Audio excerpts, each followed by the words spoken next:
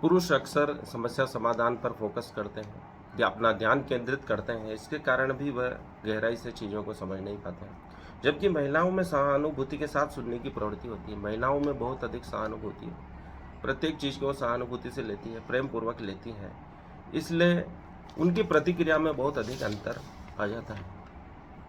सहानुभूति से लेने के कारण ही वह कृष्ण को उस युग में अच्छी तरह समझ पाई, क्योंकि किसी और व्यक्तित्व में इतना अनूठापन नहीं था, देवी तत्व नहीं था। इसलिए वह परमात्मा के रूप में जल्दी समझ पाई। कृष्ण कहते हैं कि वस्त्र उपयोग में लोगे तो वह फटेंगे, और नहीं उपयोग में लोगे तो भी वह नष्ट होंगे, फटेंगे। उनका नष्ट होना तय, यही कृष्ण अर्जुन को समझा रहे हैं। जिनका नष्ट होना तय है, उन शरीरों की इतनी चिंता क्यों कर रहे हो? इसलिए युद्ध के लिए तुम तैयार रहो। गहनता से हम देखते हैं तो हम नहीं चाहते कि हमारी उन्नति हो, क्योंकि हम किसी भी नई चीज़ को एकदम स्वीकार नहीं करते हैं। कौन मुसीबत में पड़े, उन्नति के बाद भी काफ़ी संघर्ष करना पड़ता है। इसलिए मनुष्य की प्रवृत्ति होती है कि वह अपनी सफलता स्वयं ही नहीं चाहता है। इसलिए अर्जुन भी तुरंत मोह में पड़ गया है, क्योंकि कौन इतना लंबा संघर्ष करे, और स्वयं अपने परिवारजनों से लड़ना कौन चाहेगा। और सफलता के बाद भी उसे राज्य का शासन संभालना पड़ेगा, सीमाओं की रक्षा करनी पड़ेगी, कई समस्या थी। इसलिए तुरंत उसे मार्ग दिखा कि मैं तपस्या करने चला जाऊं और अपने परिजनों की हत्या के पाप से भी मैं बच जाऊंगा। इसलिए हम गहनता से देखें, अगर हम कोई लक्ष्य प्राप्त करना चाहते हैं तो वास्तव में हमें वो चाहिए या नहीं चाहिए, यह हमें एक बार विचार करना होगा। यदि मनुष्य किसी चीज़ को चाहता है तो प्रकृति भी उसे प्राप्त करने में सहयोग करती है।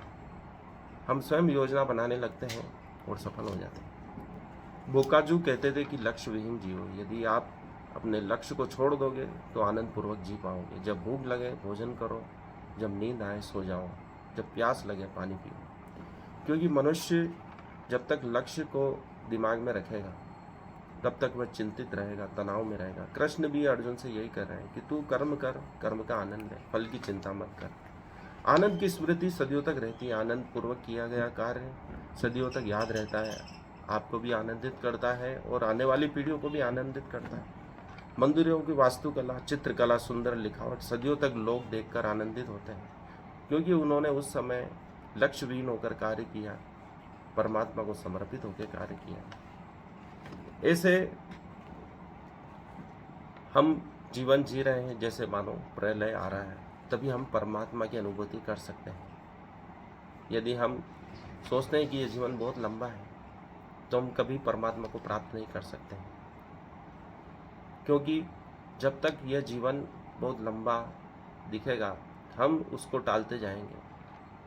इसलिए जो भी संत हैं, चाहे कमल किशोर जी हो, ओशो हो, या जो महान संत हैं, प्रवचन इस प्रकार देते हैं जैसे इसी क्षण बाद प्रलय आने वाला है।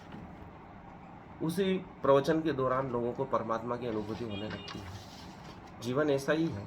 इसलिए यह प्रलय की कथाएं प्रत्येक धर्म में, धार्मिक पुस्तकों में लिखी गई है, ताकि मनुष्य याद रखें कि किसी भी क्षण कुछ भी हो सकता है। और प्रलय की कहानी यही सिखाती है कि आपको हर क्षण प्रलय में ही जीना है, ताकि आप परमात्मा को भूलें नहीं। कृष्ण यही अर्जुन से बार बार कहते हैं कि तू मेरी शरण में आ जा, क्योंकि चारों तरफ प्रलय फैला हुआ है। ये घटनाएं घट चुकी हैं, ये विनाश हो चुका है, और मेरी शरण में आकर ही अमृत को प्राप्त किया जा सकता है।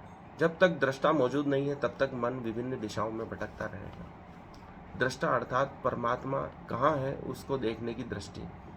कृष्ण अर्जुन को कहते हैं कि तू मुझे ही परमात्मा मान और मेरी शरण में आ। विभिन्न दिशाओं में भटक कर तू मोहित ही होता रहेगा। वह अपने लक्ष्य तक पहुंच जाएगा, बस उसे छोड़ो मत, छेड़ो मत। कहने का तात्पर्य है कि आप अपने बच्चों को बार बार टॉर्चर करेंगे तो वह लक्ष्य को प्राप्त कभी नहीं कर पाएंगे, क्योंकि परमात्मा प्रत्येक बच्चे को एक विशेष लक्ष्य के लिए, लक्ष्य की उपलब्धि के लिए भेजा है।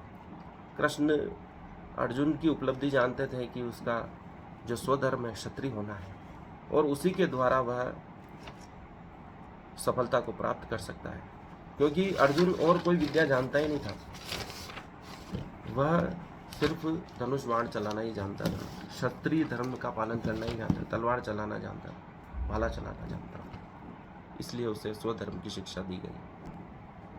18वें अध्याय का अगला जो श्लोक है 49वां, असक्त बुद्धि सर्वत्र जितात्मा विगत स्पृह निष्कर्मण सिद्धिम परमाम संन्यासेनाधिगच्छति।